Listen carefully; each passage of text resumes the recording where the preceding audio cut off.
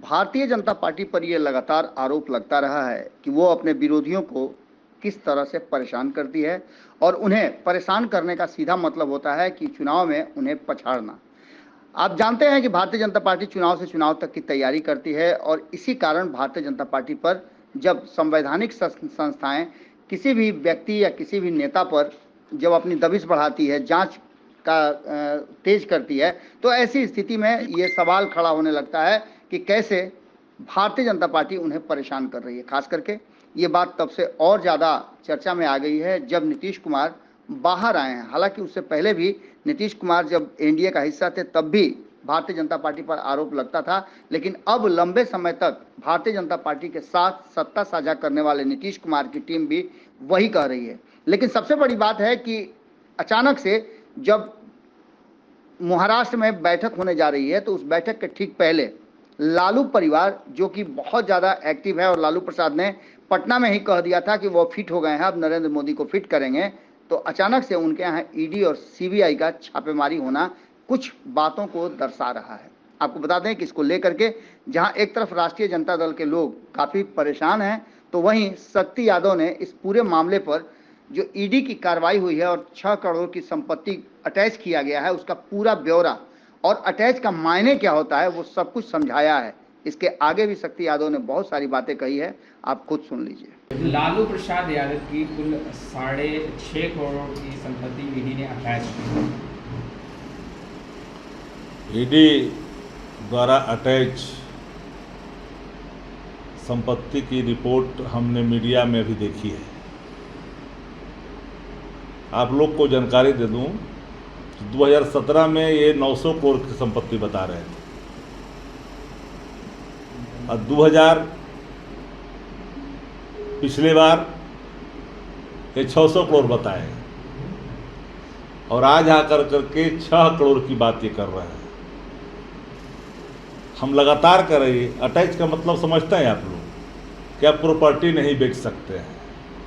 Attach means क्या property के seller आप नहीं होंगे, विक्रेता नहीं होंगे, बेच नहीं सकेंगे। हम तो शुरू से कह रहे हैं कि गैर भाजपा शासित राज्यों में खास करके लालू प्रसाद परिवार पर ईडी की नज़र इसलिए है कि बिहार सूत्रधार है महागठबंधन की एकता का और इनको भय लगता है कि आंख में आंख लड़ा कर करके ये बात करते हैं और चुनौती देते हैं जनता के मुद्दों के सवाल पर। लेकिन एक बात अब जान लीजिए, ये अभी तो शुरुआत है। बिहार चर्चा है कि बिहार में विचरण कर रही है ईडी, महागठबंधन के नेताओं पर, करीबियों पर कुछ भी कर सकती है।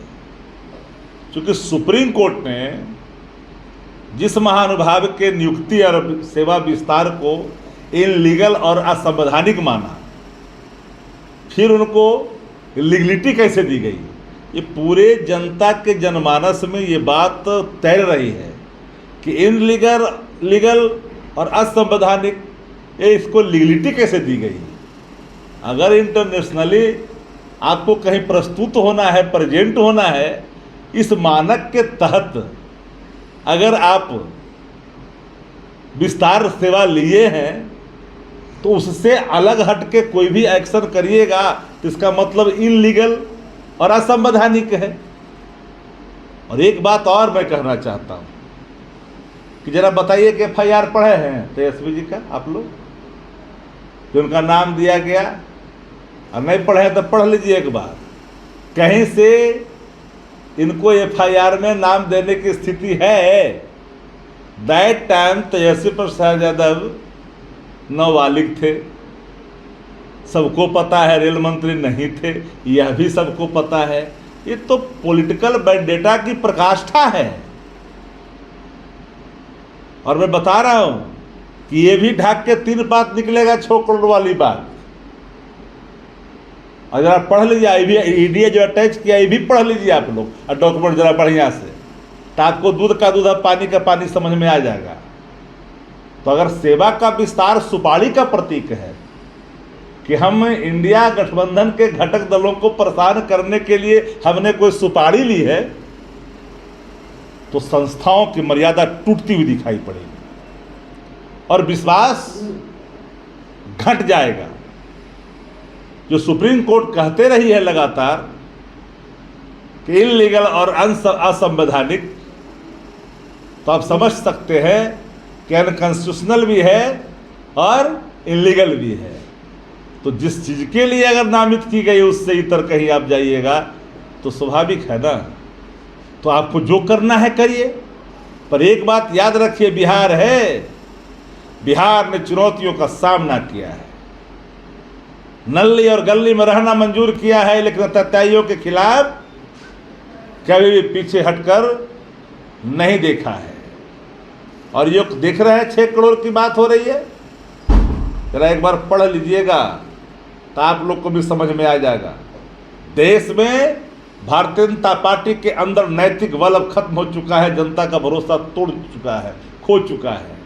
लोकतांत्रिक तरीके से चुनाव लड़ने की ताकत भाजपा के अंदर नहीं बच गई है। भाजपा सिर्फ अनैतिक रास्तों का रास्ता अख्तियार करना चाहती है। संवैधानिक संस्थाओं का दुरुपयोग लगातार होता रहेगा देश के अंदर में, उसकी मर्यादा टूट जाएगी। सुपारी किलर एक्सटेंशन पाएंगे तो उससे अपेक्षा की क्या की जाएगी गरिमा का और संस्थाओं की मर्यादा का। इसलिए एक बात, बड़े साहब को, छोटे साहब को अगर अपनी प्रतिबद्धता को दोहराते हुए वचन दिया है कि हम तबाह करेंगे, तंग करेंगे उन सभी घटक दलों को जो घटकर इंडिया गठबंधन के छतरी के नीचे हैं, तो एक कार्रवाइयाँ होती रहेगी। अब बिहार में विचरण कर रहे हैं लोग, जहाँ जहाँ भाजपा के राज्यों में क्यों नहीं, भाजपा नेताओं के यहाँ क्यों नहीं, सिर्फ विपक्षी नेताओं के यहाँ क्यों? एक बड़ा सवाल, इन सवालों को जानना पड़ेगा कि सेवा के विस्तार के पीछे अगर कोई सुपारी भाव है, अगर आप चाहते हैं कि पॉलिटिकल वेंडेटा की प्रकाष्ठा के दहलीज पे खड़े होकर के नियम और कायदे की धज्जियां उड़ाते रहें, तो माफ करना, कानून भी अपना काम करता है।